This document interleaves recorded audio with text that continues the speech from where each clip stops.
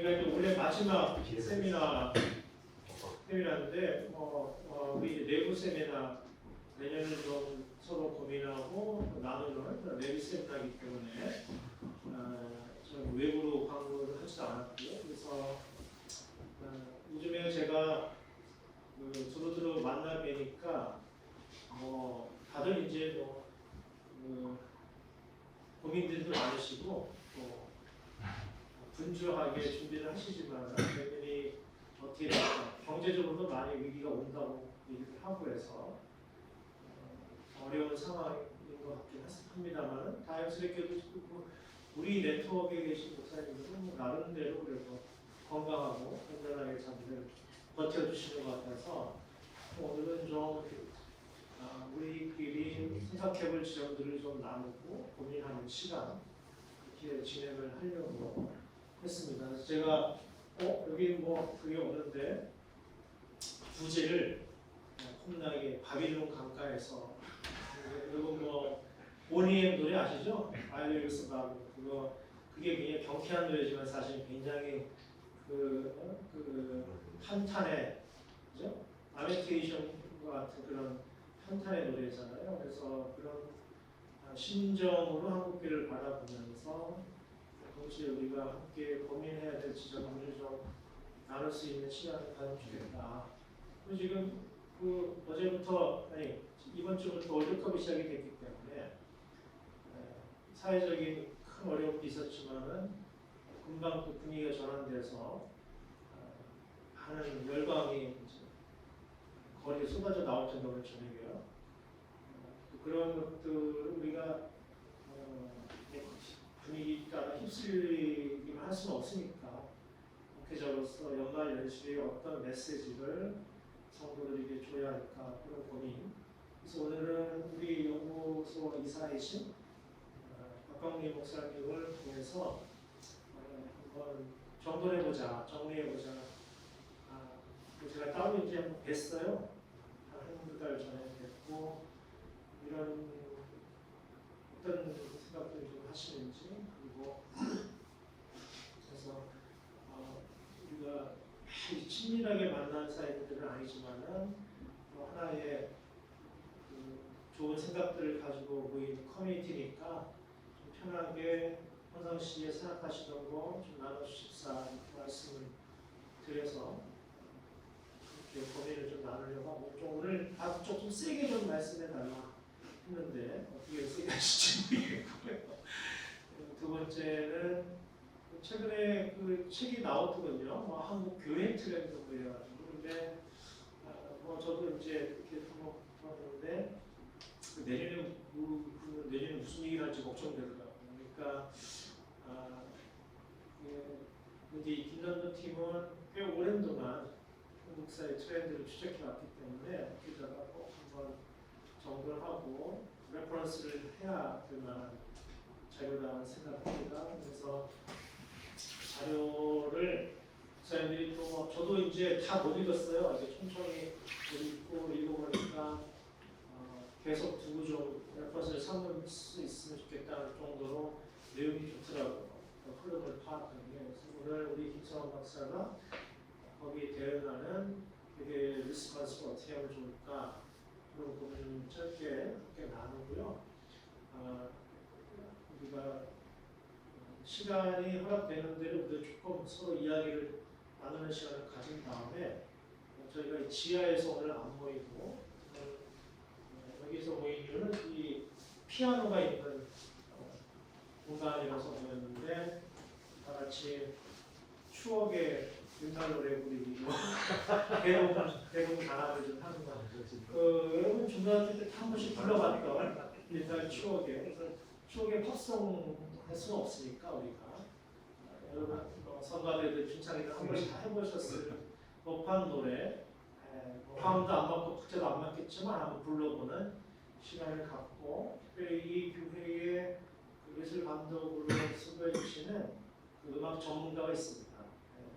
학교에서 우리 청신대에서 가르치시는 음악 전문가가 함께 하시면서 저희들에게 또 새로운 노래를 좀 따라 할 수 있는 그런 시간도 가지려고 합니다. 그리고 식사를 하고 또 2부 순서로 넘어가는 그런 시간 계획들을 가지고 있죠. 오늘 우리나라 우루과이 전 아니겠습니까?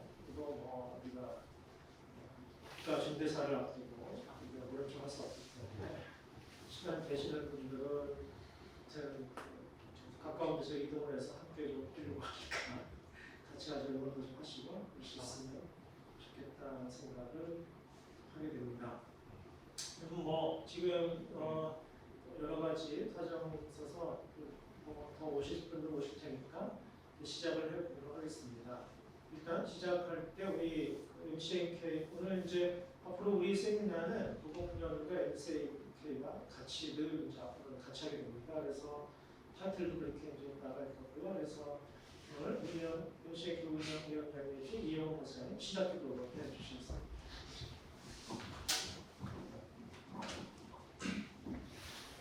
기도하겠습니다.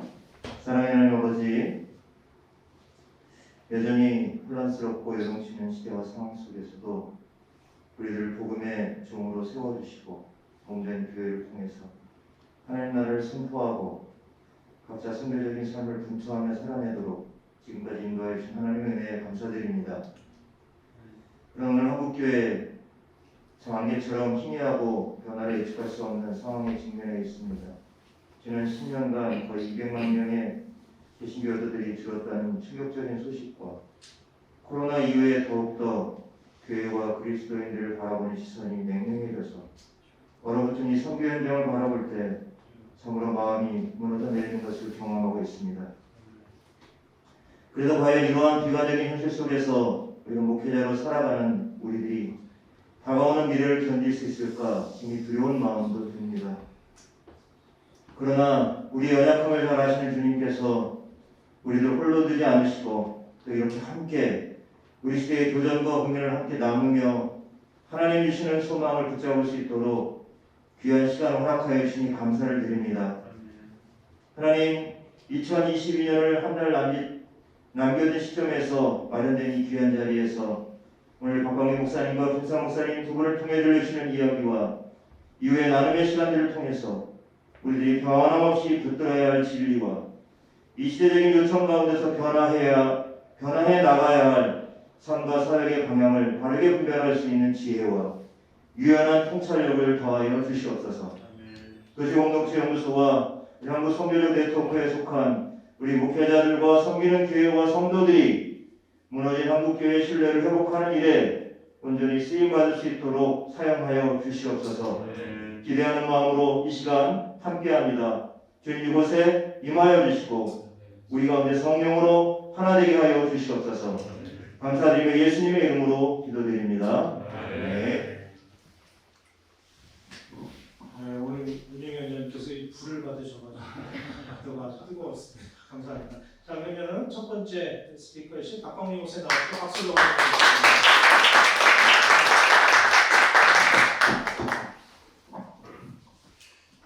예, 반갑습니다. 저는 우리는 교회 선교국에 있는 박광희 목사고요. 잠깐 설명을 드리면 저는 분당 우리교회에서 사역하다가 이제 불리기 시작해서 2016년도부터 담임 목회하면서 이제 7년 차. 근데 잃어버린 3년은 다 있으신 거니까 사실 저는 이제 계속 4년 차 하고 코로나하고 새로운 국면에서 이제 또 다시 개척하듯이 지금 하고 있다 이런 생각을 합니다.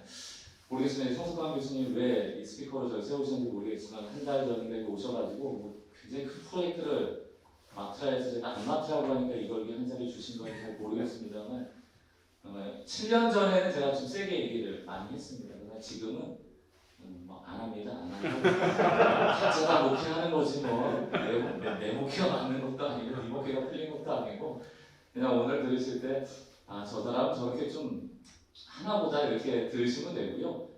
제가 교회의 답이라고 생각은 안 해요. 다만 제가 가지고 있는 몇 가지 저희 교회 이제 특징 이후에 보니까 이제 제가 알고 했던 건 아닌데 개척하고 이렇게 제가 의사결정을 하면서 온 과정들을 보니까 그래서 그랬구나 라는 좀 생각을 몇 가지 하게 돼요. 첫 번째는 제가 이제 대형교회에 부교육자가 오래 있다 보니까 좋은 측면도 있습니다. 그러니까 목회를 배우고 목회 스킬이라고 하면 조금 이상할 수도 있습니다. 어쨌든 그런 목회에 대한 부분에 대해서 많은 부분을 배웠다고 생각을 하고요.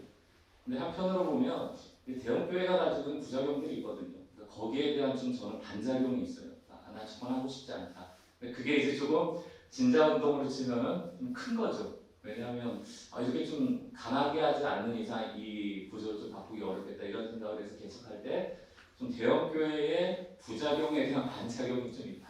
이런 측면이 있고요. 두 번째는 저는 이 시대를 조금 겨울에 비유를 하거든요. 아까 전에 오늘 뭐 전망과 전환 이런 주제라고 제가 알고 있는데 뭐 바벨론 강가든 뭐 그바리 강가든 선지자 앞에는 늘 강이 많긴 한데 저도 이 시대를 보면 겨울이다. 이게 마지막 겨울인가 또 모르겠어요. 근데 어쨌든 또다시 봄이 올지 이 겨울로 끝날지 그건 모르겠으나 어쨌든 겨울은 맞다. 제가 과학 시간에 보니까 겨울에 특징이 있더라고요. 겨울이 오기 전에 이 나무들은 이파리를 다 떨어뜨립니다. 떨어뜨리는 이유는 날씨가 추워지면 그 몸통에서 양분을 못 올리거든요. 올리면 어니까 몸통이 터져버려요. 그러니까 아예 활동을 멈추고 알기 때문에 겨울이 올 걸 알기 때문에 이파리를 다 떨어뜨립니다. 더 이상 뭐 이런 광합성도 하지 않고 뭐 열매 맺거나 꽃 피우는 에너지도 위로 올리지 않죠. 그때 지키는 건 뿌리거든요. 뿌리만 살아있으면 됩니다. 레디칼이라는 게 다 레딕스의 뿌리 아닙니까? 그러니까 뿌리만 지키면 된다. 뿌리만 지키면 봄나무는 산다.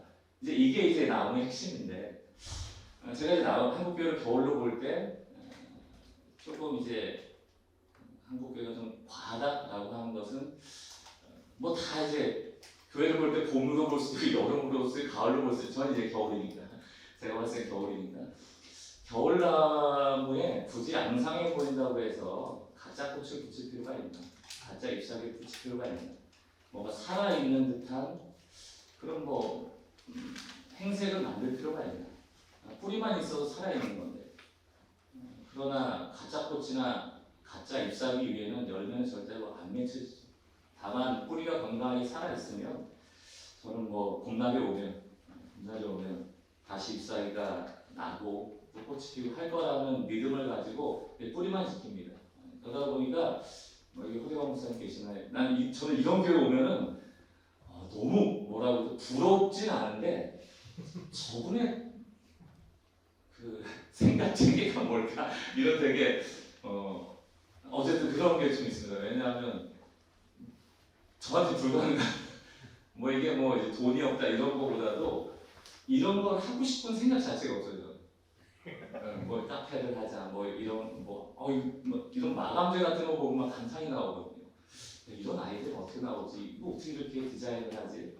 그리고 뭐 지역 사회에 뭐 회장님 하시잖아요. 그러면서 어떻게 활동을 하고 그런 것도 하나의 어떻게 보면 예술을 전하는 활동일 텐데 근데 저는 그런 거보다는 좀 교회라는 틀 안에서 어떻게 하면 조금 가짜 꽃과 가짜 잎을 떨어뜨려낼 것인가에 관심이 많아요. 그래서 2017년도에 처음 목회하면서도 저에게 가장 중요한 이슈는 포기와 집중이었습니다. 선택과 집중과 좀 다른 개념인데 교회를 했을 때 많은 사람이 개척하면서 테이블 위에 개척하면서 필요한 게 뭘까를 올려놓고 그 중에 이제 지금은 뭐 이게 좀 필요하니까 갖다 쓰자 하는데 저는 좀 이제 다 내려놨습니다. 테이블에서 다 내려놓고 교회로서 존재하게 하는 게 뭘까?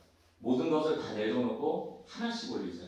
이게 이제 제 생각인데 지금도 많이 못 올려놓은 게 이제 문제예요. 몇 개 안 올라가 있는데 그걸로도 충분히 교회니까 지금도 그렇게 가고 있습니다. 그래서 제가 2016년도에 개척하고 나서 이제 대형 교회를 벗어나서 그 부작용에 대한 반작용이라고 말씀드렸잖아요.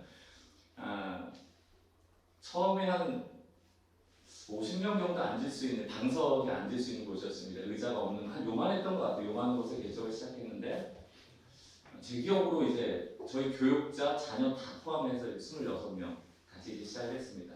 그때 이제 분당우리 교회가 한 2만 명 성도됐고 11년 동안 찬양 사역을 했기 때문에 분당우리 교회에서 이창섭 목사님 다음으로 잘하는 목사 개척했는데 26명 교육자 포함해서 이제 오신 성도는 한 8명에서 10명 사이 정도입니다. 이제 굉장히 뭐라 그럴까 좀 관심받지 못하고 혹은 모르겠습니다. 왜 관심을 받지 못했는지, 왜 그 정도밖에 오지 않았는지 저는 알 수 없지만 어쨌든 26명으로 시작했던 기억이 분명히 있습니다. 굉장히 상처를 입었죠. 세상 이렇게 안 올 수가 있나? 내가 너희한테 은혜 끼친 게 얼마나 많은데 이 정도로밖에 나한테 보답을 못해. 이런 좀 짠한 마음도 있고 좀 화가 난 마음도 있었지만 그렇게 시작을 했어요. 그런데 뭐 시간이 지나면서 조금 더 성도가 늘어나더라고요. 그러면서 이제 위례 지역에 가서 좀 이런 공연장 이런 데를 빌려서 교회를 시작했는데 그때 조금 이제 성도들이 오기 시작하니까 소위 이제 분당위로에서 리더하셨던 분들이 몇 분 계셨습니다. 그분들이 목양실에 와서 목사님 이제 좀 성도들이 오니까 안내 좀 하고 뭐 주차도 좀 하고 저희가 그때 빵 나눠줬거든요. 식당이 없으니까 빵 나누는 일도 좀 하고 주보도 나누고 뭐 이렇다고 그래서 근데 제가 왜 그랬는지 지금 잘 모르겠는데 약간 버럭 화를 내면서 집사님들 왜 그걸 하세요? 여기 지금 자리도 많고 성도들 뭐 몇 명 되지도 않는데 주차 공간 많고 주차 알아서 하고 올라오는 거고 앉아서 예배 드리는 거고 빵 하나씩 집어가면 되는 거고 집어넣으면 되는 거지 뭐 집사님 그거를 집사님 하시려고 예배나 잘 부리시라고 그런 식으로 표현을 했던 것 같아요. 그때는 왜 그랬는지 굉장히 본능적이었던 거라고 생각이 드는데 지금 돌아보면은 뭔가 개척교회의 주인이 먼저 생기는 건 아닌가? 이렇게 주보 나눠주고 빵 나눠주고 하면 새로운 분들이 오실 때 아 저분이 좀 개척 뭐 4, 5개월밖에 안 됐는데 저분이 조금 더 여기 좀 적극적으로 이 개척에 개입하신 분인가 보다 이런 메시지도 주기가 싫은 거예요. 그래서 저희는 사실 지금도 이제 직분자가 없습니다. 이제 독립교단이기도 하기 때문에 뭐 제 마음대로 한다 이렇게 모욕하시는 분도 계시지만 순장님도 운영위원회 몇 분하고 교육자 중심으로 하지 뭐 장로도 뭐 안수집사 뭐 권사 이런 직분이 없습니다. 없고 앞으로도 어떻게 해야 될지 잘 모르겠어요. 근데 여러분 이제 감안하고 드셔야 되는 게 이제 진짜 운동에 이제 반작용이라고 했기 때문에 약간 극단적인 거지 뭐 답은 아니라고 생각합니다. 어쨌든 근데 계속 하고 나서 이런 식으로 교회를 초반에 운영하다가 이제 목사님들 만나서 얘기하다 보면 자꾸 부딪히더라고요. 제가 보니까 그러니까 뭐냐면 기존 교회는 직분자들도 있고 뭐 순장도 있고 뭐 어쨌든 뭐 당회도 있고 이렇게 하는데 저희 교회는 없잖아요. 그러니까 뭐 얘기를 하다 보면은 제가 이제 은연중에 그러나 그럼 뭐 필요해? 우리는 뭐 안 뽑을 건데 뭐 이런 식의 좀 뉘앙스가 비춰지니까 뭐 다툼도 되고 그랬던 것 같아요. 그런데 이제 저희 교회 이름이 우리는 교회란 말이죠. 우리는 교회. 근데 저는 관심이 있는 게 한 사람 한 사람이 교회로서 세워지는데 좀 관심이 있지. 뭐 교회 규모나 제도나 뭐 이런 것들에 대해서는 조금 관심이 덜한 것 같아요.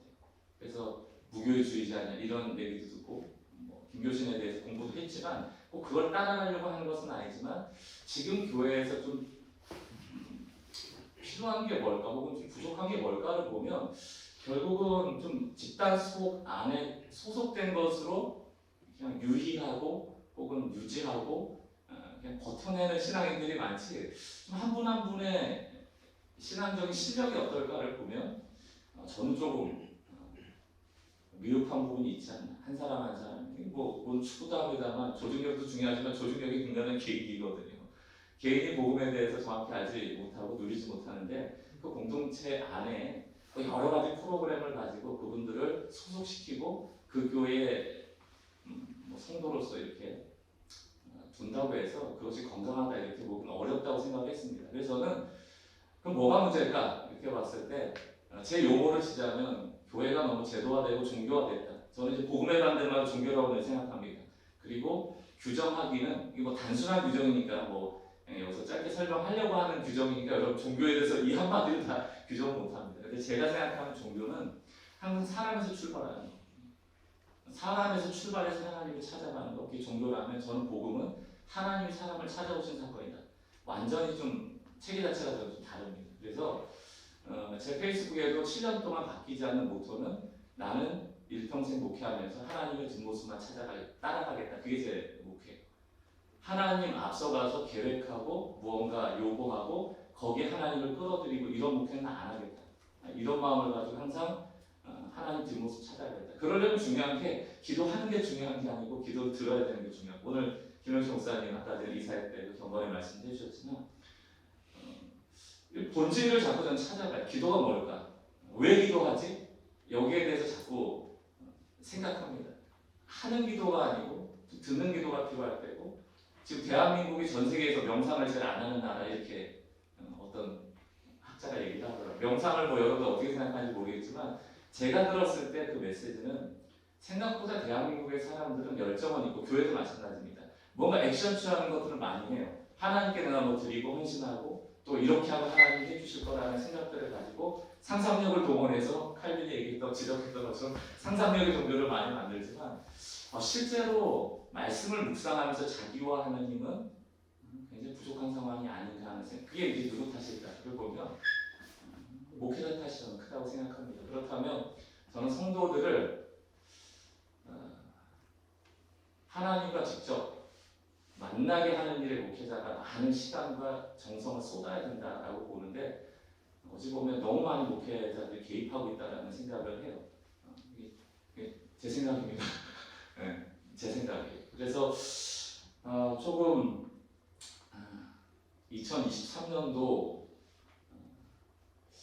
덜어낼 게 없는지를 좀 봐야 되는 게 아닌가 하는 생각을 많이 합니다. 교회마다 지금 우리가 하고 있는 것들에 Why라는 질문을 하면서 왜 하고 있을까? 찬양팀, 성가대, 기도회, 새벽기도, 수요예배, 주일예배, 여러 가지 부서, 당회를 포함해서 우리가 가지고 있는 제도라는 그런 일들에 대한 좀 점검이 필요할 때가 아닌가. 그게 관성에 따라서 해야 되니까 한다가 아니고, 근데 이제 문제는 그걸 이거는 지금 필요 없네 해서 지금 뺄 수도 없어요. 예를 들어 오늘교회에서 지난번에 벌써 오래됐죠. 10몇 년 전인 것 같은데 사부성가대 한번 없앴다가 난리 났었거든요. 그걸 콰이어로 바꿨단 말이죠. 좀 역동적인 예배를 위해서. 그때 많은 성가대원들이 이탈되어지고 교회 자체가 어려움을 당했을 정도로 한 번 철밥통처럼 고착된 곳에는 이유가 사라져도 있다. 저희 교회 이제 세가족 전문가 목사님 계시는데 어느 교회 가서 세가족 부서 좀 이제 카운셀링을 해줬습니다. 갔을 때 굉장히 충격적인 얘기를 보고 와서 저한테 들려준 얘기가 코로나 기간이었거든요. 새 신자가 없죠. 당연히 지금 기존 신자 나갈 판에 지금 새 신자가 오겠습니까? 그렇다면 뭘 해야 될까? 오히려 전도를 하든 아니면 뭔가 교회를 올 수 있도록 본인들도 이렇게 좀 액션을 취하는 것들이 다른 방향일 텐데 새가족부들이 오는 새가족실은 이미 엉망이 되어 있고요. 새가족 부서 부원들이 머물러 있는 곳은 카페를 만들었어요. 그게 아주 상징적인 얘기입니다. 그러니까 그럼 새가족부가 없어도 되잖아요. 코로나 기간에 선도 안 오면 좀 해체하고 필요할 때 써도 되잖아요. 근데 그날 그분들은 예산 쓰고 공간 쓰고 늘 주일날 모여서 거기서 누리고 글쎄요 교회 봉사하시는 분들이니까 그 공간을 내어드리고 자원을 내어드리는 게 교회적으로 필요할지 모르겠지만 그런 것조차도 교회가 교회로서 해체하고 다시 연합하는 일을 못할 정도로 철밥통이 되면 과연 지금 30년, 40년 역사를 가져온 교회가 이 시대 속에서 이 체질을 바꾸고 몸을 바꿔야 될 이때 과연 가능한 게 있을까? 저는 저희 아이가 이제 중학교 2학년 아이 있는데 중학교 갔을 때 수학이 너무 어렵더라고요. 그래서 선생님한테 전화했거든요. 수학 선생님이 담임. 학교에서 공부하는 거 열심히 하면 시험 잘 볼 수 있냐고 그랬더니 그 담임 선생님이 안 된다고 그러더라고요. 학원 보내라고. 이런 개똥 같은 교육이 있냐. 내가 개똥이라고 얘기 안 했지만 선생님이 말이 되냐고. 1인 시하겠다고 내가 그랬거든요. 아니 학교에서 가르친대로 열심히 하면 시험 볼 수 있어야지 왜 학원을 가야 되냐. 그때 여러 가지 얘기를 하시는데 제가 보면서 느끼는 게 모든 위치에 있는 분들이 어찌 보면 기득권화되어 있구나. 자기들이 할 수 있는 범위를 정해놓고 그 이상에 대해서 누구도 책임지지 않는다. 요즘 정부가 반도체 산업 옛날 육성한다고 막 얘기를 했지만 여러분 저도 대학 교수 생활을 했지만 대학교를 바꾸려면요 이렇게 하면 됩니다. 그러니까 이 해외에 유수한 교수님을 연봉 한 20억 정도 주고 불러오면 돼요. 근데 우리나라 대학은 절대 못합니다. 이미 기존의 교수들이 실력이 없지만 자기의 과목을 절대 내려놓지 않고요. 자기의 그 철밥통을 절대 내려놓지 않습니다. 내가 이거하고 같이 왜냐면 내가 12시간 수업을 해야 월급 받을 수 있기 때문에 그 수업 다 갔거든요. 죄송합니다. 선생님. 저는 그래서 교회가 지금 여러분들이 혹시 겨울이라는 데 동의하신다면 잎사귀를 떨어뜨려야 된다. 꽃도 떨어뜨려야 된다. 그게 죽는 게 아니다. 다시 리스타트 할 수 있고 리부트 할 수 있는 기회인데 우리가 계속적으로 기존에 했던 것들 또 기존의 방식으로 돌아가려고 하는 것들에 대해서 좀 재고해봐야 된다. 왜냐하면 과거의 것이 옳았기 때문에 돌아간다면 뭐 얼마든지 그럴 수 있겠지만 지금의 많은 통계들이 코로나로 인해서 막 부스터를 달듯이 달려가고 있는 그 방향을 보면은 우리의 그릇된 것으로 인한 결과물들이 가속화된 것들이 좀 많거든요. 그렇다면 이제 좀 멈추고 생각해보고 다시 시작할 수 있어야 하는데 어렵다.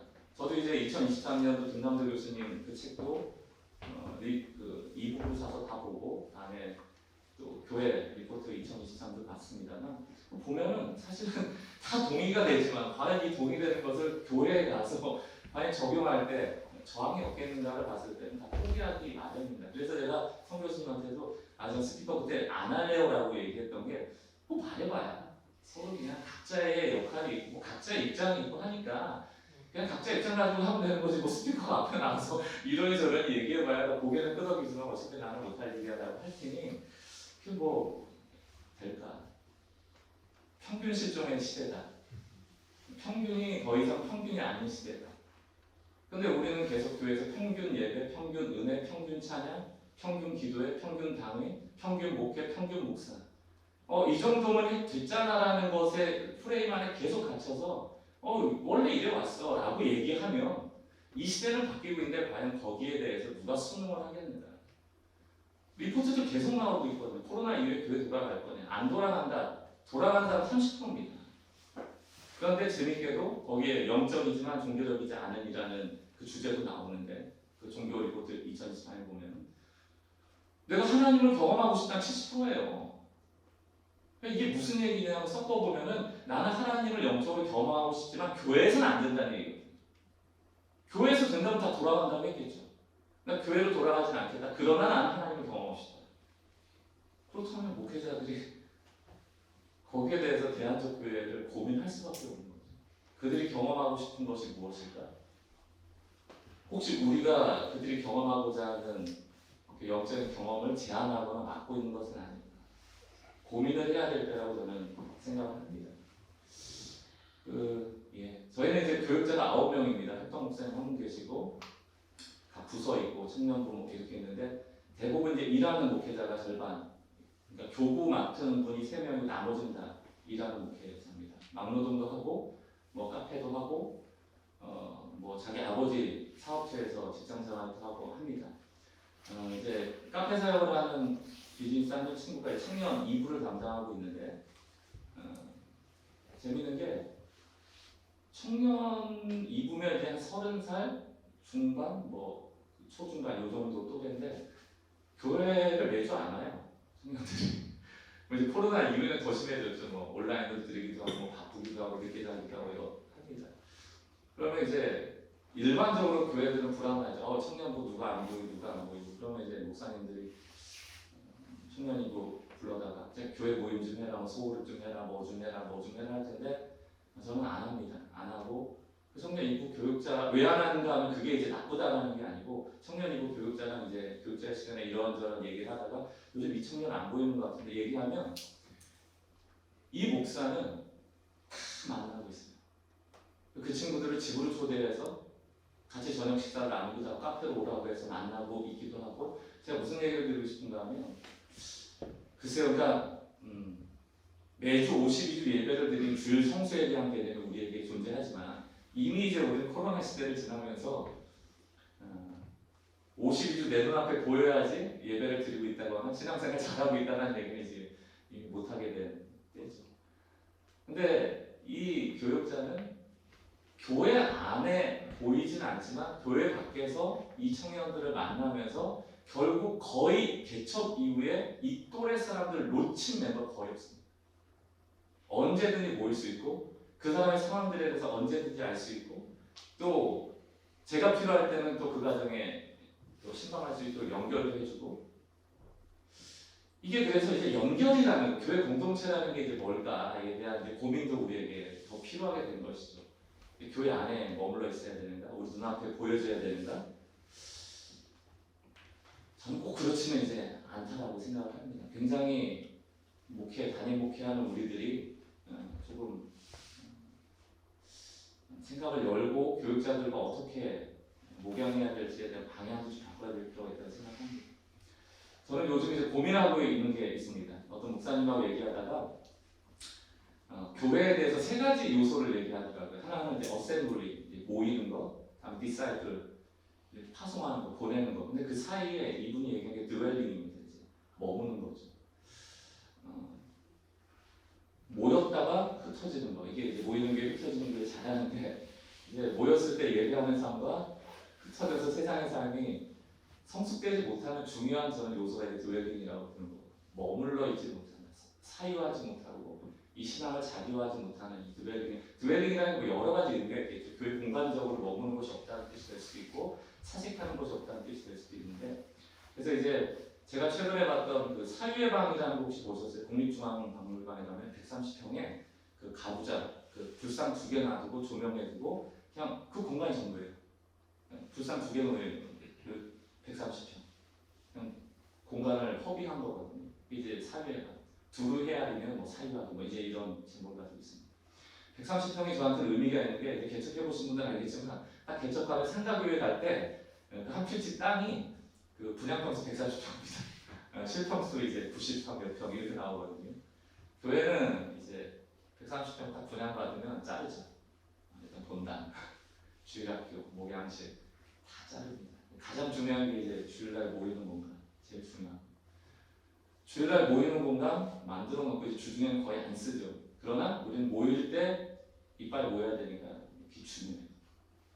사유회방은 그냥 130평을 허비하는 거죠. 이 차이가 뭘까? 옛날에 우리 그 누구죠? 그 김현 그쪽 유현준 목사님들 그때 봉사하고 절하고 이 관계에 대해서 유튜브에 써놨는데, 절은 작은 공간을 여러 개 만들어 놓고 그 사이사이에 빈 공간을 두는 반면에 교회는 전도를 가장 요하고 복음 전파를 가장 중요하게 여기는 곳이지만 본당에 있는 음향 장비가 비싸기 때문에 그것을 도둑맞지 않기 위해서 늘 문을 잠갑니다. 그러니까 뭐냐면 교회가 정해놓은 시간과 교회가 정해놓은 공간에서 신앙생활을 할 때 그 사람이 헌신되는 것이고 그 사람이 신앙생활을 잘한다고 생각하는 거죠.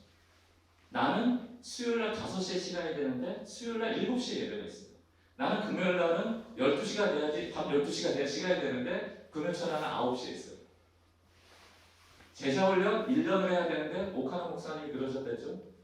제자훈련 하는 동안은 아프지도 말고 죽지도 말라. 저는 동의할 수가 없습니다. 동의하지도 않고 그때도 저는 불만이었고, 남성 중에서 그 제자훈련과 사역훈련을 받을 수 있는 사람은 다 사차 직업밖에 없어요. 시간 낼 수 있는 사람. 포장마차 하는데 어떻게 그 시간에 제자훈련을 받습니까? 24시간 편의점을 하는데 어떻게 그 시간에 그 훈련을 받습니까? 불가능하거든요. 제자훈련하고 그 결과물이 결국은 가장 교회에 안전한 사람을 뽑아서 직분 주는 거거든요. 저는 그걸 실제로 경험했고, 뭐 아니라고 한 사람 교육받은 거 좋은 건 뭐 아무리 얘기해도 저랑 같이 뭐 부교육자들 다 PPT 틀어놓고 ABCD 등급 다 매겼습니다. 그게 제자훈련 근거로 해서 등급 매긴 겁니다. 절대로 10등급 밑으로는 그 10등 못 받아요. 그게 뭔 근거일까요? 저는 그래서 지금 이제 계획하고 있는 게 제주도 내려가려고 하거든요. 제주도 내려가서 기도의 집을 만들어야겠다. 그래서 하고 싶은 거는 제가 기도를 좋아하는 사람도 아니고 기도 많이 하는 사람도 아닌데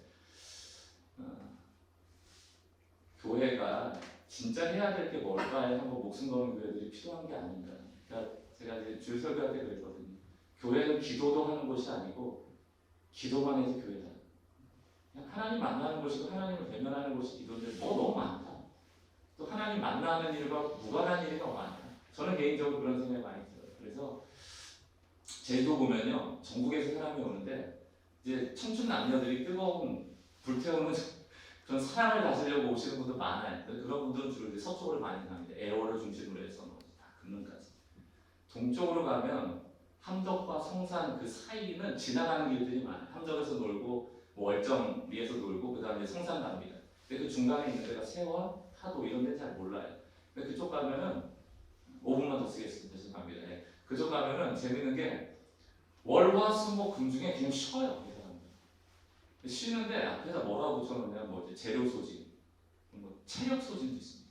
나 오늘 힘들어서 쉰다는 거예요. 그냥 쉬어요. 문도 닫아요. 이 사람들은 막 여기서 떼부자 되겠다라고 장사하는 분들이 아니고 그냥 사는 거예요. 피곤하면 쉬고 일할 수 있을 때 하고. 제주도에 오는 많은 사람들 중에 어떤 중요한 일을 결정하고 쉼을 얻고 상처받고 다시 시작하려는 사람들이 트레킹하거나 조용한 바다를 찾아오신 분들이 많이 계십니다.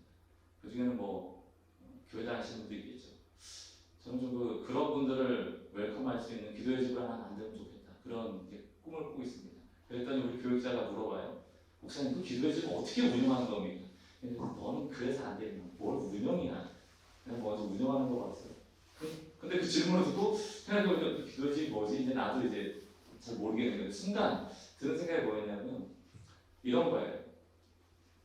그냥 누가 와 카페 뭐 지인이라고 치자고 A라는 지인이 힘들어서 왔어. 그럼 얘기해. 얘기하다 기도해줘. 그 기도해지. 저는 그런 생각을 했거든요. 그래서 페이스북에 제가 적은 게 기도하기 위해서 기도해야 하는 것도 좋지만 기도를 위한 만남이 있는 신앙이 정말 좋은 게 아닙니다. 좀 그런 것이 좀 필요하다. 교회라는 것이 시간과 공간을 정해놓고 이때가 기도해야 그럼 그때 아니면 기도할 수 없는 또 같이 모여서 그런 기도의 문화가 없는 것이 아니고 만나고 얘기하고 그 힘들겠는데 같이 기도하자. 그 기도 아닙니다. 저는 좀 그런 생각을 갖고 기도의 집을 꿈꾸고 있습니다. 하나님 만나고 하나님을 경험하고 52주에 이게 오해하지 말고 들으세요. 이제 나쁜 교회들 얘기하는 겁니다. 그 각자 잎사귀 갈아놓고 이런 교회들 52주 내내 일주일에 한 번씩 교회 가도 생명력 없는 곳에는 열매가 없고요. 단 한 번이라도 진심된 기도를 통하여 하나님을 경험하면 그 인생이 결정적 변화를 좀 일으킨다고 믿거든요. 그런 계기를 마련할 수 있는 교회들이 좀 필요할 때 있지 않나. 그래서 저는 좀 저 스스로 다시 다짐하고 이곳에 계신 분들에게도 조금 혹시 가짜 꽃이나 가짜 잎사귀가 있는 요소들이 있다면 좀 떼는 노력들이 필요하지 않을까. 그리고 뿌리는 제대로 지켜지고 있는지를 점검하면서 성도들과 함께 이 겨울의 때를 지나가면 저는 따뜻한 봄날 분명히 다시금 하나님이 부흥의 때를 다시 줄 텐데 아마 7, 80년대 경제성장을 통하여 일어났던 그런 부흥은 전 아닌 거라고 생각합니다. 막 수십만 명이 모여서 한 사람이 스피커 앞에 모여서 막 환호하는 그런 부흥은 아닐 거라고 보고 저는 다른 부흥을 하나님 주시리라 생각하는데 그때를 준비할 수 있는 교회들이 많아졌으면 좋겠다. 결국 고린도전서 13장에서 얘기한 것처럼 사람 없이 하는 일에는 낙빙이잖아요. 아무 유익이 없다. 우리가 그거를 점검하면서 의미 있는 일에 매진해야겠다. 최근에 썼던 페이스북 하나 소개해드리고 마치겠습니다. 제가 교수 생활했잖아요. 교수 생활할 때 왜 목사 되냐면 뭐 하나님의 부르심 첫 번째였겠죠. 그런데 저는 웰다잉 죽을 때를 생각했거든요. 죽을 때 가장 하나님 앞에 섰을 때 좀 영광스러운 게 뭘까 생각할 때 교수보다는 목사가 낫겠다 그런 생각을 했거든요. 근데 지금은 목사는 아닌 것 같아요. 목사도 아닌 것 같다. 그래서 제가 요즘 기도합니다. 하나님 이제 어디로 갈까요? 코아바디스토미. 예. 그래서 제가 원하는 답은 있는데 하나님도 그 답을 주실지 고민하고 있습니다. 너무 목사에 목 안 매셔도 될 것 같아요. 이 땅에 다 이제 하나님의 불 앞에 탈 것들 아닙니까? 우리의 공력이라는 것들은. 영원히 남을 것에 매진한다면 사랑할 수 있는 게 뭘까? 영원히 남을 것을 우리가 하면서 가야 되는 목표인데 그게 뭘까? 여기에 고민하다 보면 좀 기본질적인 것은 좀 빼내고 가장 중요한 일부터 하나씩 해나갈 수 있는 목회 그리고 거기에 동의하는 성도들과 함께 해나가는 교회 뭐 그런 교회를 꿈꾸면서 2023년도 또 준비하고 계획하실 수 있으면 좋겠습니다. 네, 부족한 강의 들어서 감사합니다.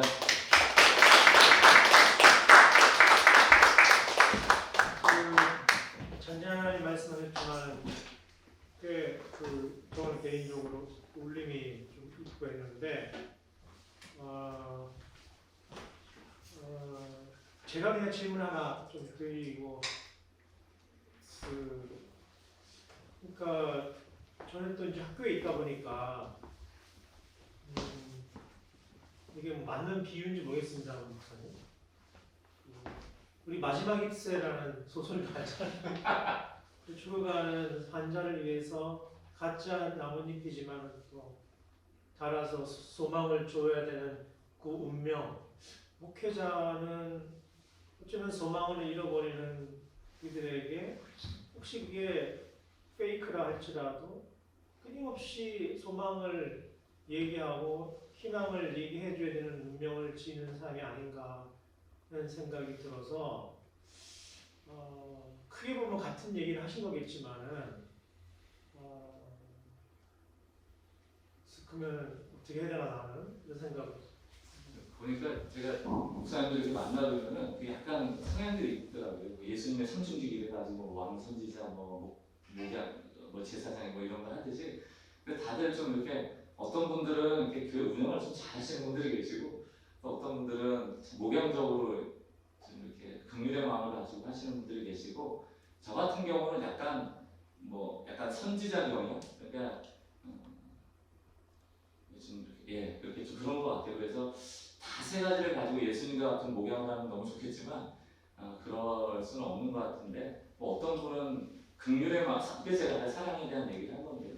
그 페이크를 다는 것도 의미가 다르잖아요. 어떤 사람은 이 교회가 좀 더 화려해 보이고 있어 보이고 유명해지고 좀 규모를 가지면서 뭘 하고 싶어 하는 그런 마음으로 키우고자 하는 사람이 있을 거고 어떤 분들은 생명을 위해서 내가 사랑의 마음을 가지고 한다면 고린도전서가 그거잖아요. 아무리 큰 은사가 있어도 사랑이 없으면 아무것도 아니고 심지어는 자기의 모든 것을 내어줘도 구제해도 사랑이 없으면 아무것도 아니고 참 저는 어떻게 사랑이 없는데 자기의 것을 내주고 자기의 몸을 희생할 수 있을까? 근데 사람이 그게 가능하더라고요.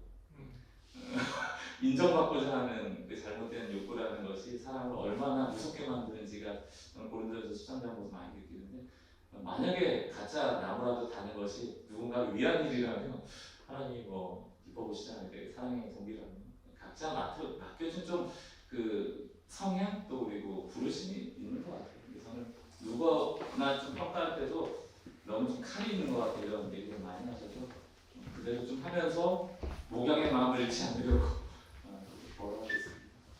감사합니다.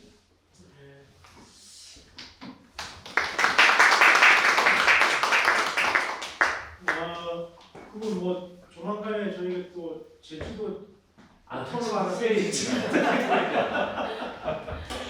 목사님 또 교회를 사실 제가 한번 몇 년 전에 이제 설교를 갔었거든요. 분위기가 너무 좋았어요.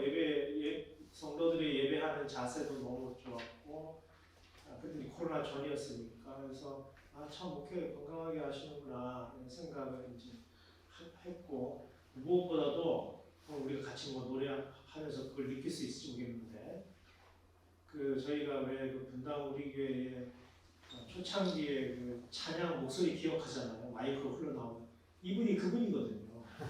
그래서 이제 제가 설교하기 전에 나와서 찬양하시고 또 설교 끝나고 찬양하시는데 설교가 필요 없어요. 이 교회 예배 목사님 찬양 그 자체가 그냥 너무 큰 은혜를 끼쳐가지고 저도 참 큰 은혜를 받았는데 하여튼 고민하시는 지점 저희들도 함께 고민할 수 있으면 좋겠고 결국은 이제 본질을 찾아내는 일이잖아요. 목회자는 항상 그 본질을 표현하는 표현의 이 필요한 거니까 그 본질을 어떻게 표현할 것인가가 또 우리 목회의 컨텐츠이고 한데 그런 점에서 그 균형을 어떻게 맞출 것인가 그런 고민을 많이 또 생각해 보게 됩니다.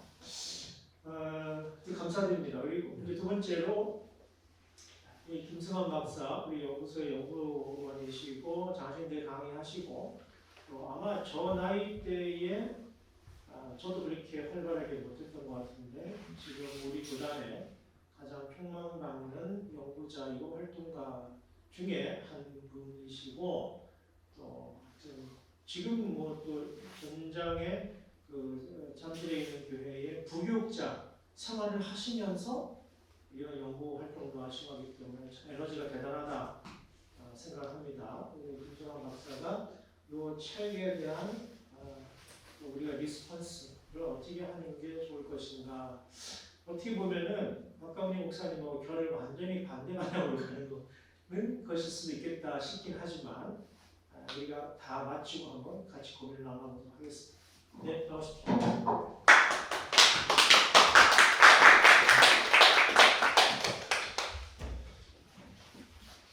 그래서 박 목사님께서 너무 오해를 끼쳐주셔가지고 제가 강의를 하는 게 큰 의미가 없을 수도 있겠다라는 생각이 들긴 했습니다만 또 트렌드 코리아와 관련된 또 내용을 제가 준비했기 때문에 짧은 시간이지만 같이 함께 나눠보도록 하겠습니다. 사실 제가 이 책을 꾸준히 읽었던 적은 거의 없었던 것 같아요. 제가 트렌드를 쫓는 인물은 아니기 때문에. 근데 성 교수님께서 저희 카톡방에다가 관련된 이제 인터뷰 한 유튜브 채널에 나와서 했던 인터뷰를 올려주셨는데 그 서두했던 이야기가 참 울림이 있었습니다. 15년 가까이 트렌드 프레를 내면서 몇십 문자로 물어요. 당신은 트렌드를 뭐라고 생각합니까? 그랬더니 과거의 성공의 방식을 벗어내는 것. 이것을 이제 트렌드로 정의를 하더라고요. 특히 코로나를 거치면서 이전의 삶의 형태, 또 생각의 습관들, 또 여러 가지 조직의 운영 기술들, 또 소비 패턴들 모든 것이 다 달라지기 때문에 과거 코로나 이전의 모습으로 우리가 돌아가고 그러한 방정식을 택한다면 우리 도태될 수밖에 없는 것. 끊임없이 변화를 추구하고 그 시대의 변화를 읽어내고 몸부림쳐 나아갈 때 그래야만 현재를 살아갈 수 있는 게 우리의 모습이 아닌가라는 생각이 들었습니다. 아마 다들 이제 또 목회를 하시기 때문에 포스트 코로나 시대에 어떤 목회가 필요할까, 교회를 어떻게 운영해야 될까 실질적인 고민들을 하실 것 같아요. 근데 오늘 한 가지 말씀을 드리면 과거의 방식을 좀 벗어내야 된다. 어떻게든 함께 많이 모여서 예배하였고 행사했고 사람들 동원했던 그런 방정식이 아니라 박 목사님이 제안해주신 것도 하나의 방식이 될 수 있을 텐데 새로운 방정식을 찾아낼 수 있어야 되는 그런 시대가 아닌가라는 생각이 듭니다. 이 책에 10가지 그 키워드가 있어요. 내년도가 개묘년이라고 합니다. 검은 토끼예요. 토끼가 점프를 할 때 움츠려 드는, 잠깐 멈추는 그 도약을 준비하는 게 바로 개묘년의 큰 특징이고 우리 교회도 마찬가지 개인의 삶과 모든 조직도 무엇인가 한 단계 도약하기 위한 그런 준비 자세가 필요한 게 아닌가 싶습니다. 트렌드 코리아 저자 김남도 교수님이 그 자신들이 어떻게 이 책을 만들어내는가에 대해서 짤막하게 소개를 합니다. 보통 3월에서 6월까지 같이 있는 연구원들이 한 1000개 정도 주제를 서치를 한대요. 그리고 항상 한 200명 정도가 이렇게 도와주는 분들이 계시는데 그런 발렌티아들 역시 한 1000개 정도 일상생활에서 피부로 느끼는 변화들에 대한 여러 가지 키워드라든지 활동들을 모아서 7월 정도에 20개를 놓고 그 중에 10개를 뽑는다고 합니다. 굉장한 작업이 되겠죠. 10개를 다 뽑아놓고 그 다음에 한 주 뒤에 그 10개 중에 그럼 무엇을 첫 번째 키워드로 꼽을 것인가 다시 모여서 회의를 하는데 그래서 뽑힌 게 바로 평균 실종입니다. 사실 2023년도를 전망하는 듯 보이지만 올해 우리가 살아가는 이 시점에 가장 큰 변화 중에 하나라고 볼 수 있을 것 같아요. 말한 대로 중간이 없는 것입니다. 과거에는 이제 정규분포라 그래서 평균을 내면 1등에서 꼴등 사이에 어느 정도 균형이 맞아서 그 평균을 통해서 그 조직과 사회를 또 개인의 형태들을 이해할 수 있었지만 오늘날은 그런 것이 불가능하다고 볼 수 있습니다. 처음으로 다시 돌려주시겠어요? 네. 앞으로는 안 들어가네. 네. 그렇기 때문에 양극화된 사회 또는 다극화된 사회 또는 하나로 다 몰려버리는 단극화된 사회 그게 오늘날 우리가 살아가는 삶의 모습이다라고 그런 이야기를 합니다. 중간이 없는 거죠. 기본소득이 얼마인지 아이들의 학력이 어느 정도 되는지 국가의 소득이라든지 소비가 어떻게 되는지 보통이라고 할 수 있는 또는 정상이라고 할 수 있는 아니면 평범하다고 말할 수 있는 나름의 기준들이 있었는데 그것을 가지고 그 사회 전체를 또 그 개인을 조직을 이제는 말할 수 없는 그런 사회가 되었습니다. 이럴 때 우리가 어떻게 살아가야 되느냐 보통의 삶을 추구할 필요는 더 이상 없다. 이 책에서는 타고난 게 필요하다고 말해요. 또한 차별화된 무엇이 있어야 된다고 이야기를 합니다. 더 나아가서는 각각의 삶에서 다양한 지점들을 스스로 찾아갈 때 그게 이제 더 나은 삶이 될 수 있다고 말을 합니다. 말한 대로 평균이 상실한 사회를 세 가지 표로 이야기합니다. 양극화되었어요. 좌우가 나눠져 있는 것이고 또 하나는 서로 다 다른 지점을 향해 있는 다극화 또는 N극화된 모습이 나타난다고 보는 거예요. 나중에 이것이 이제 각각 개인에게 초점을 둔 초개인적 사회, 개개인성의 사회라고 이야기를 하기도 합니다. 또한 한쪽으로 몰려있는 구글과 같은 경우인데요. 많은 사람들이 어떤 인터넷에서 무엇을 검색하고 서치할 때 90%를 구글에서 검색을 한다고 합니다. 그러니까 하나의 기업과 하나의 조직이 모든 것을 다 장악해버리는 그런 사회 역시 평균을 말할 수 없는 사회라고 볼 수 있습니다. 지금 한국 사회는 이런 양극화, N극화, 다극화 이런 것들이 보편적으로 나타나고 있는 모습이라고 볼 수 있습니다. 이럴 때 사회 전략이라든지 기업의 전략이 어떻게 바뀌어야 될까? 모든 분야에서 화두는 초개인화입니다.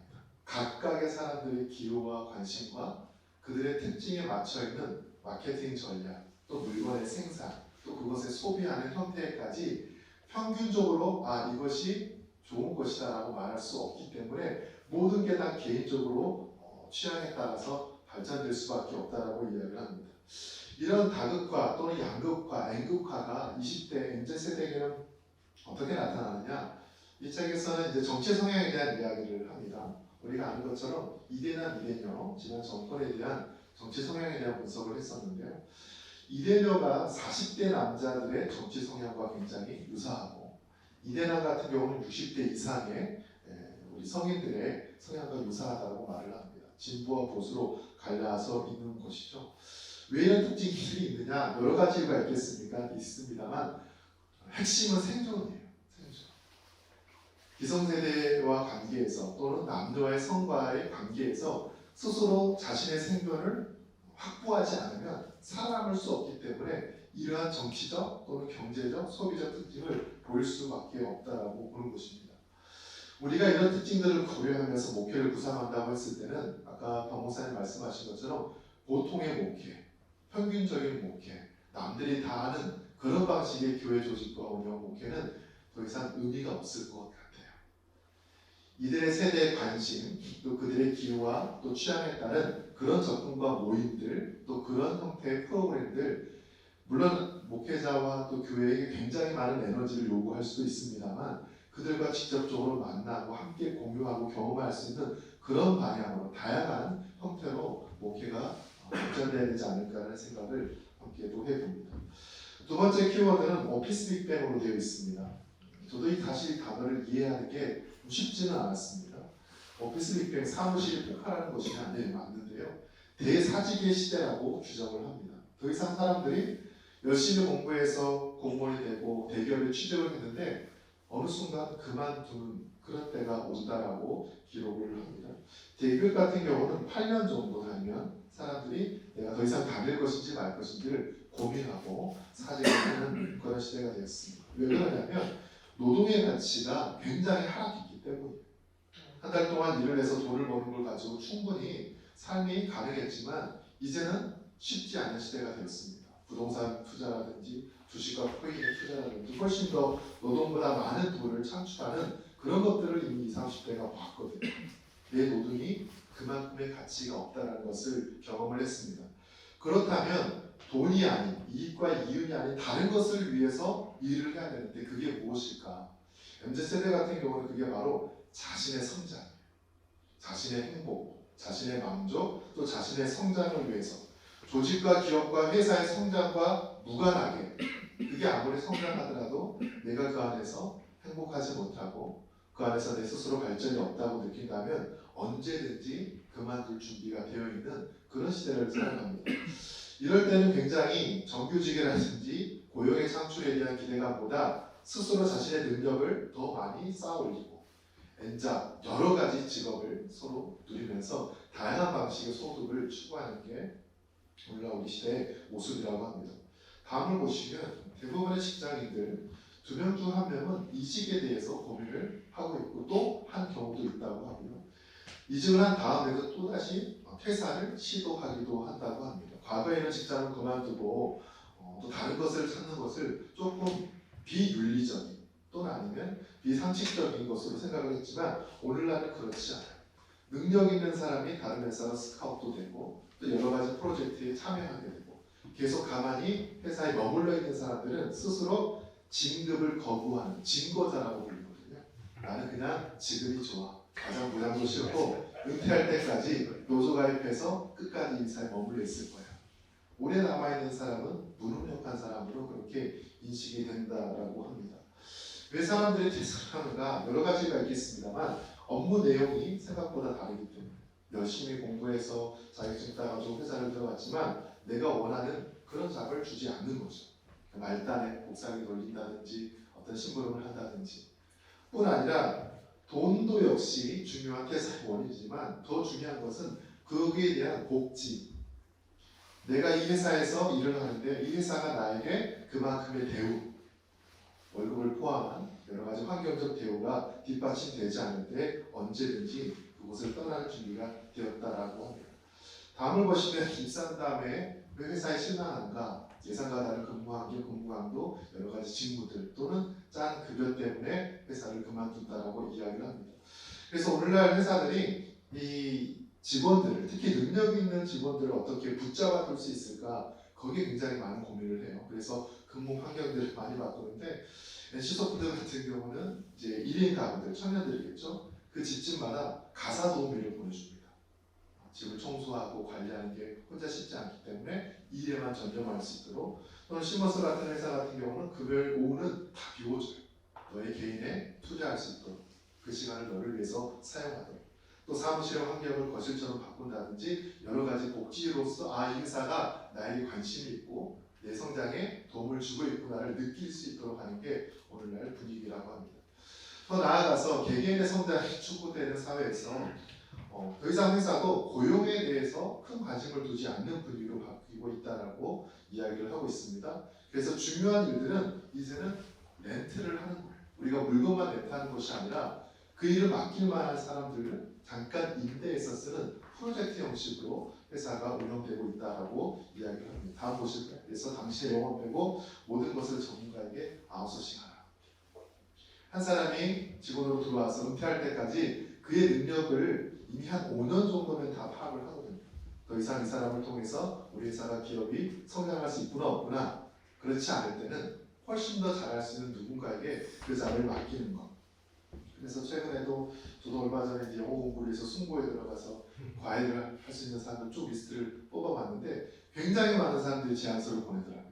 굳이 학원을 가지 않아도 내가 원하는 시간과 장소, 방법에 따라서 그 전문가와 함께 공부를 할 수 있고 배울 수 있고 함께 나의 성장에 도움이 될 수 있는 방식들이 많이 있습니다. 그렇기 때문에 회사 역시 사람에게 매달리지 않아요. 고용이 너무있는 곳이 아니라 그때그때 인재를 뽑아서 사람을 임대하고 렌트하는 형식으로 회사가 운영되고 있다고 합니다. 특히 MZ세대 같은 경우는 그렇게 일을 하는 과정에 있어서 중요한 게 무엇이냐면 피드백을 받는 거예요. 제가 이 책을 보면서 깜짝 놀랐던 게 한 학생은 아니죠. 한 직원이 그런 이야기를 합니다. 평소 자신이 학교 다닐 때 공부를 잘했는데 A뿔을 많이 받았어요. 근데 그 학생은 교수님에게 가서 왜 저에게 A뿔을 주셨습니까? 이런 피드백까지 요구를 하는 거예요. 보통 C를 맞거나 F를 맞으면 찾아가서 화가 나니까 제가 이 점수입니까? 질문할 수 있는데 온라인 테스트들은 잘하든 못하든 자신의 업무와 성과에 있어서 어떠한 이유가 그 결과를 만들어냈는지에 대한 피드백이 반드시 요구된다라고 이야기를 하면서 이들을 피드백 세대라고 부릅니다. 이 피드백이 잔소리라든지 참견이 아니라 그 사람의 더 나은 성장을 위한 진심 어린 조언 또는 동반자로서 여길 수 있는 그런 대우라고 인식을 하고 있습니다. 그렇기 때문에 그 사람의 능력이 우리 교회라든지 그 직장에서 얼마큼 더 함께 만들어질 수 있는지 거기에 교회가 관심을 두고 또 직업, 직장에 관심을 둔다면 이 MZ세대들이 더 행복한 자신의 삶을 만들어가지 않을까라는 생각이 듭니다. 그 다음 키워드가 체리 슈거거든요. 앞에 보면 체리를 이렇게 케이크 아이스크림에서 따고 있는 모습을 보일 텐데 이 단어는 체리피커라는 단어에서 왔습니다. 체리피커는 저도 잘 몰랐는데 케이크라든지 이런 데 보면 맛있는 초콜릿이라든지 그런 어떤 젤리 같은 게 있어요. 그런 것을 이제 딱딱 따먹는 그런 사람들을 체리피커라고 부릅니다. 굉장히 자기중심적이고 자기 이익과 관련된 그런 사람들이죠. 과거에는 이들은 굉장히 얄미운 소비자, 뭐 중요한 뭐 경품이라든지 아니면 어떤 그런 상품들이 있을 때 참여해서 딱 그것만 받아가는 그런 사람으로 여겨서 부정적으로 바라봤지만 오늘날 사람들은 그렇지 않다는 거예요. 굉장히 합리적이고 또 필요에 따라서 때로는 알뜰하게 자기에게 요구되는 것들만 딱딱 취하는 그런 삶의 형태를 보이고 있습니다. 그래서 이를 체리 피커 더하기 이제 슈머 해서 체리 슈머라고 불러요. 컨슈머와 합성어인데요. 다음을 보시면 이들의 오늘날 그 소비 형태가 굉장히 재밌습니다. 조각 구매와 공동 구매예요. 저는 이제 넷플릭스를 보는데 친구랑 같이 구매를 하거든요. 예전에는 5명까지 가능했어요. 요즘은 이제 그렇게 안 됐습니다만 자기가 원하는 시간에만 원하는 것만 하나를 구매하기 너무나 많고 다 이용할 수 없기 때문에 함께 친구들끼리 지인들이 모여서 딱딱 필요한 요구 비용을 내고 그렇게 물건을 삽니다. 오늘 편의점 가시면 아시겠지만 깻잎 2단만 딱 팔아요. 처음에 양배추를 4분의 1만 나눠서 팝니다. 이게 오늘날 소비 형태라는 거예요. 필요하지 않은데 다 사서 그것을 소유하고 보유하느니 내가 원하는 것만큼만 사고 그것을 이용하겠다. 이게 오늘날 소비 트렌드 중에 한 모습이라고 볼 수 있겠습니다. 다음을 보시면 인간관계에 대한 이야기인데 인덱스 관계라고 소개를 하고 있습니다. 우리가 책을 쓰면 제일 뒤편에 이제 여러 가지 색인들 관련해서 좀 나열되어 있습니다. 종류에 따라서 유형별로 구별되어 있는데 오늘날 사람 관계를 이렇게 나눈다고 이야기를 합니다. 어떤 인간관계는 페이스북을 통해서 만들어진 관계, 또 인스타를 통해서 만들어진 관계, 또 아니면 어릴 때부터 동네에서 같이 자랐던 그런 친구들의 관계. 한 사람의 개인 인간관계가 여러 가지 그룹으로 나눠져 있는데 그 관계들을 어떻게 분류하고 유지하고 때로는 정리할 것인가, 이게 중요한 인간관계의 모습이라고 볼 수 있습니다. 인간관계를 어떻게 만들고 분류하고 관계할 것인가, 취미에 따라서 여러 가지 학습 모임에 따라서 아니면 종교에 따라서 굉장히 다양한 인간관계가 가능합니다. 이런 전략적인 인간관계를 유지하기 위해서는 때로는 필요하지 않은 관계들을 정리할 필요도 있어요. 그래서 인간관계를 굉장히 삭제하기도 하고 계정을 바꾼다든지 또 다른 계정을 만든다든지 그래서 여러 가지 형태의 자기의 부캐 또는 자기 캐릭터를 통해 다양한 그룹들을 만들어가는 게 오늘날 인간관계의 모습이라고 할 수 있습니다. 그 다음을 보시면 그 다음 뉴 디맨드라는 키워드입니다. 이것은 이제 상품과 관련된 키워드인데요. 회사들이 기존에 있었던 제품에서 유사한 그런 조금 업그레이드된 그런 제품을 만드는 것이 아니라 아예 없었던 종류의 새로운 제품을 만들어내는 거. 그러니까 새로운 시장을 창출하고 또 새로운 유형의 어떤 생태계를 구축하고 그런 형태로 만든 게 뉴 디맨드 키워드를 설명합니다. 이 뉴 디맨드와 관련해서는 물건을 만드는 것도 중요하지만 그 물건을 소비하고 또 그것을 관리하고 또 폐기하는 데까지 사용하는 과정에 있어서도 새로운 형태를 유지하게 하는 게 뉴 디맨드의 모습이라고 볼 수 있습니다.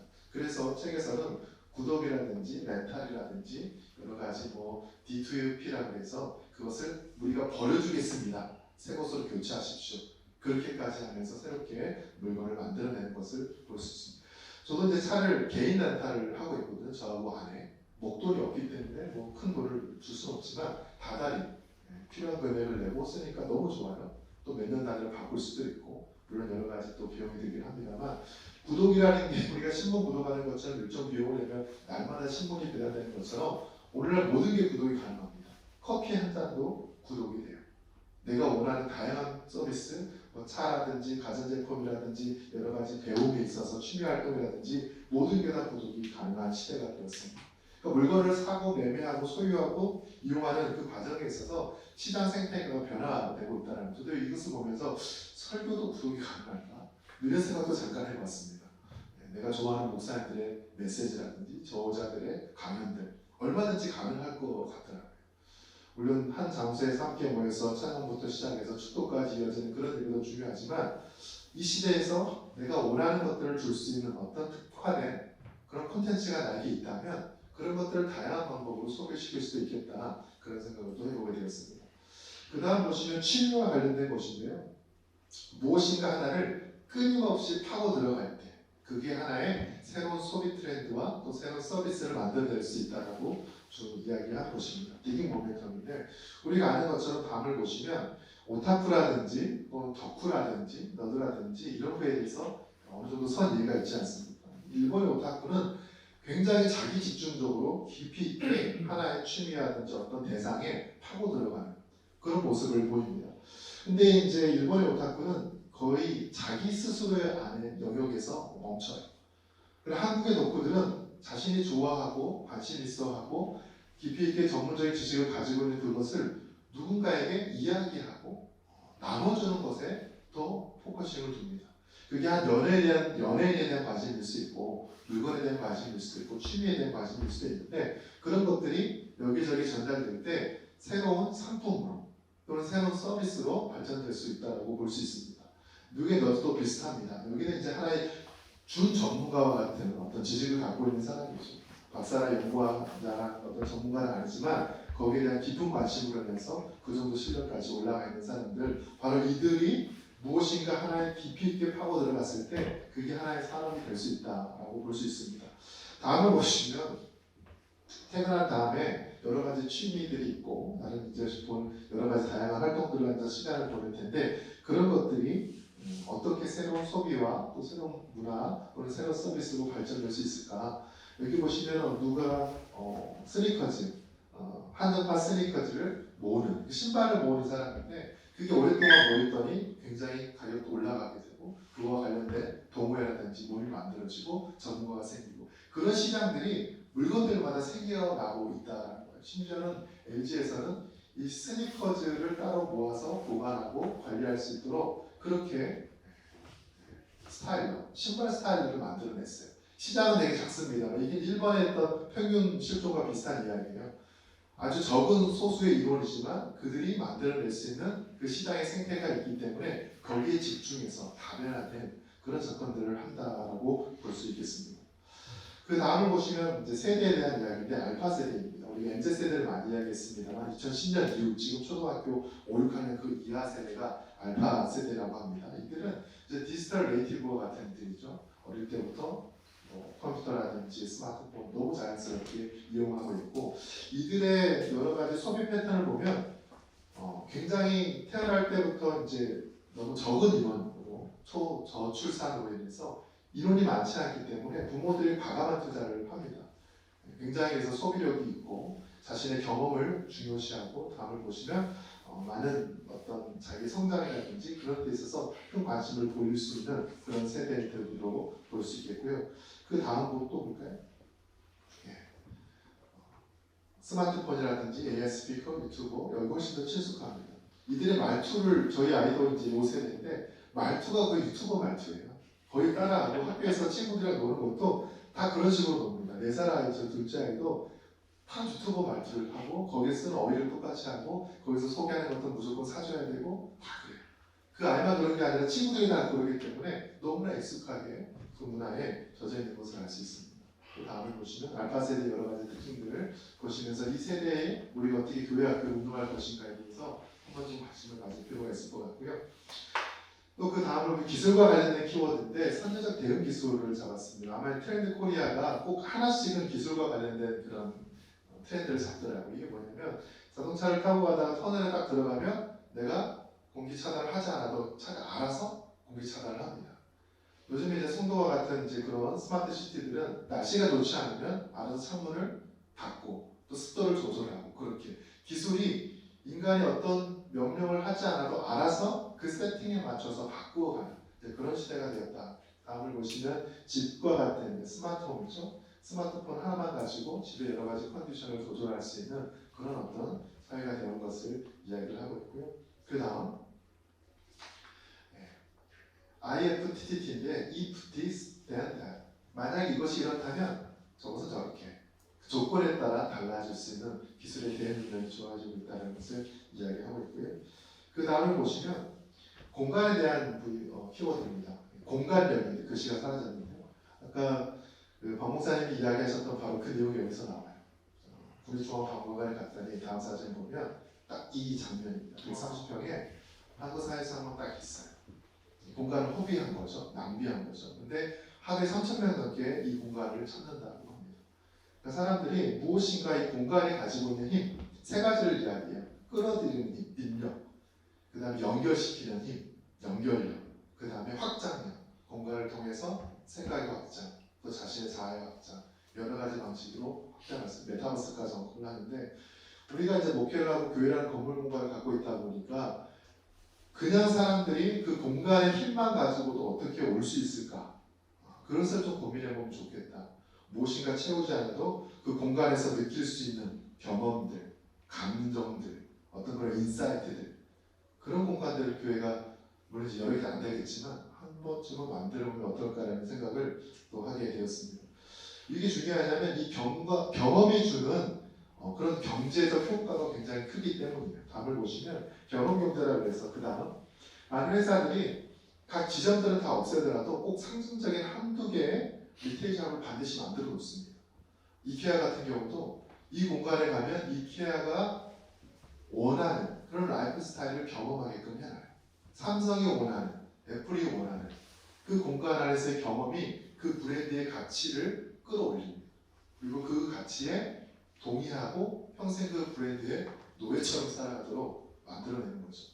그 공간의 경험을 가지고 그 회사 전체를 광고하고 홍보하고 그렇게 물건을 파는 그런 공간의 힘이 중요한 시대가 되었고 이 책에서 메타버스까지 이야기를 합니다만 우리가 아직 이제 그 세계를 잘 경험하지 못했기 때문에 교회가 온라인 교회라든지 또 메타버스 교회라든지 앞으로는 그런 쪽에 관심을 둬야 되지 않을까 싶습니다.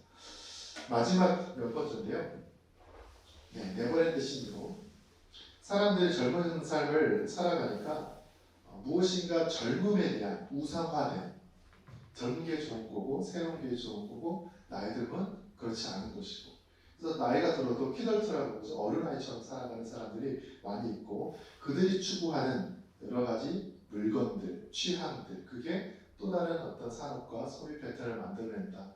레고를 좋아한다든지 또 어떤 피규어를 모은다든지 그런 형태로 산업이 발전하고 있고 그런 것들을 좀 굉장한 고액이지만 충분히 지갑을 열어서 소비할 수 있는 많은 사람들이 있다는 것을 이야기를 하고 있습니다. 이게 짧은 시간이지만 10가지 키워드이고요. 조금 더 MZ세대와 관련해서 말씀을 더 드리면 다음을 보실까요? 이미 우리가 다 했던 이야기들입니다. MZ세대, 제가 80년생인데 저 역시 약간 경계이긴 합니다만 아무튼 잘못된 것 같아요. MZ세대 특징이 뭐냐? 자기 경험을 되게 중요하게 여긴다라는 것이죠. 자기 자아의 성장을 추구하고 그것을 누군가에게 피드백받고 평가받는 걸 중요하게 여기고 또 사생활이 굉장히 중요하고 내가 열심히 일을 하지만 내 영혼까지 바치지 않겠다. 자기 어떤 영역 안에서 안정감을 누리기를 원하는 그런 삶을 살아가는 게 MZ세대 특징입니다. 그 다음은 이들은 소통을 싫어하지 않습니다. 소통의 방식이 문제예요. 위에서 이렇게 지시하고 명령하는 듯한 소통이 아니라 수평적인 친구와 같은. 그래서 어느 회사는 아예 직급이란 이게 다 빼고 그냥 이름 또는 별명 그렇게 이제 닉네임으로 부른다든지 그렇게 바뀌어가는 거죠. 대화 나누기를 좋아하고 특히 자신에 대해서 긍정적이든 부정적이든 피드백 받는 것을 굉장히 선호하는 세대입니다. 다음을 보시면 밀레니얼 세대인지 제 세대 다 같이 역시 소통하기를 좋아하고 특히 자기에 대해서 어떤 평가를 내려주기를 굉장히 좋아한다고 절반 이상이 응답을 했습니다. 또 나아가서 이들이 회사를 그만둘 이유가 무엇이냐? 보상에 대한 불만족도 발전할 기회가 충분하지 않기 때문에 좋은 기업, 대기업에서 다니는 것이 아니라 그래서 내가 성장할 수 없다 그러면 언제든지 그곳을 떠날 준비가 되어 있는 세대들입니다. 또 나아가서 회사에 대한 성장보다 자신의 성장을 더 중요시 여기는 자신의 경험을 더 중요시 여기는 그런 세대이고요. 이들의 소비 패턴을 보시면 미닝아웃이라고 해서 다음 의미 있는 것에는 과감하게 투자를 한다라고 이야기를 합니다. 여행이 됐던 어떤 경험이 되었던 그것이 나에게 또 우리 모두에게 가치 있고 의미 있다고 판단됐을 때는 과감하게 그것을 사는 그런 세대이고요.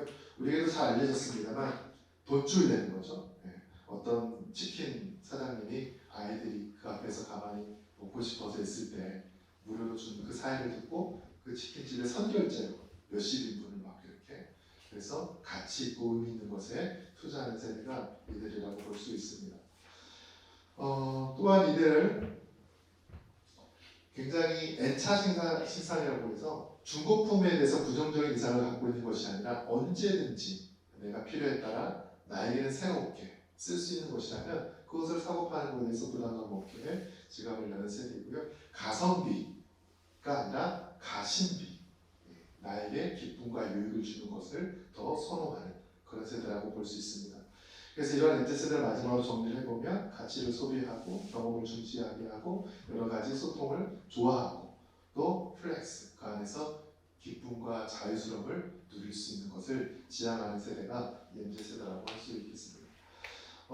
트렌드 코리아 10가지와 함께 MZ세대의 이런 특징들을 쭉 정리를 했는데요. 오늘 이 강의의 제목이 MZ세대의 선교 전략이거든요. 그래서 이들에게 어떤 선교를 해야 될까를 고민을 합니다만 네, 그냥 놔둬야 돼요. 지들이 원하는 대로 할수 있도록 우리 이래라 저래라 이거 선교의 장애가 되고 그래서 하지만 중요한 것은 적극적으로 소통하되 평가하지 말고 내가 너와 함께하고 너의 성장에 언제나 지지가 되고 도움을 줄 수 있는 사람이라는 그런 신뢰감이 형성되어 있을 때 그들이 자연스럽게 꼭 그 시간은 아니더라도 말씀하신 대로 그 관계 안에서 떠나가지 않는 그런 삶을 살아가지 않을까 생각이 듭니다. 시간 조금만 더 쓰면 앞서 이 책과 비슷하게 2023년 한국교회 트렌드가 나왔어요. 근데 10가지도 쭉 보고 읽어봤는데 최근의 트렌드라고 볼 수 없습니다만 전체적인 방향성은 분명히 맞는 것 같아요. 영성을 추구하고 종교적인 것을 거부하는 것 그런 것들 역시 최근의 변화의 흐름의 한 부분들인데 이게 젊은 친구들과 어느 정도 맞아들어가는 부분들이 있습니다.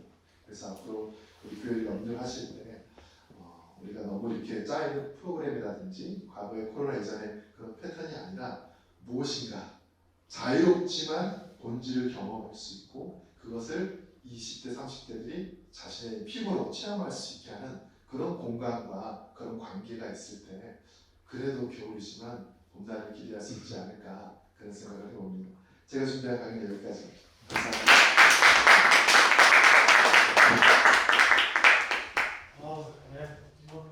짧은 시간에 퍼펙트하게 아주 잘 엑기스만 쫙쫙 뽑아서 우리가 정리한 것 같습니다. 시간이 또 가서 저희가 이제 다음 프로그램을 해야 되지만은 또 이거 대화 식사할 때 좀 더 얘기 나누시기로 하고 정리를 좀 해본다면은 제가 우리 목사님들께 올려드린 글도 있잖아요. 피터 드웨커의 글을 이 변화와 위기 시대에 가장 위험한 것 그런 변화의 위기가 아니라 예전의 방식 로직을 따라가는 거다 그 얘기인데 우리 김 박사님 처음에 이게 같은 이야기인데 저는 묘하게 두 분이 비슷하다 같은 지점을 봤어요. 그러니까 ESG도요 핵심은 그 환경이나 소셜 거버넌스 이거를 옛날에는 이익이 안 돼서 하는데 그걸 하는 회사가 이제는 이익이 되게끔 생태계를 바꾸겠다는 거거든요.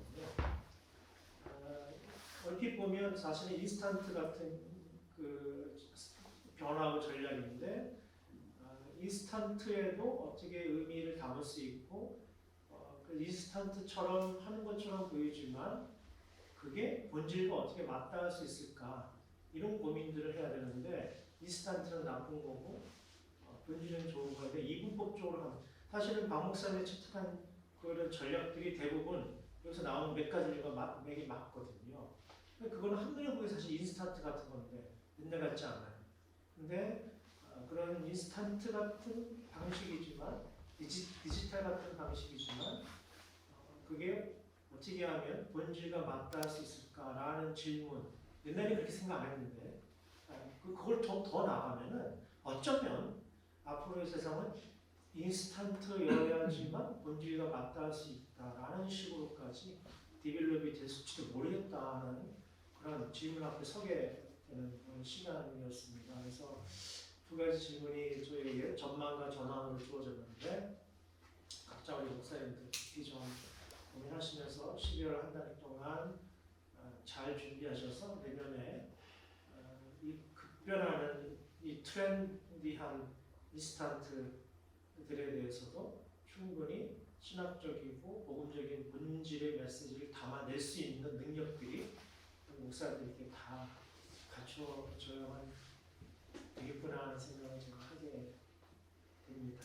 예, 오늘 뭐 이 정도로 두 분 좋은 메시지 강의 나눠주셨고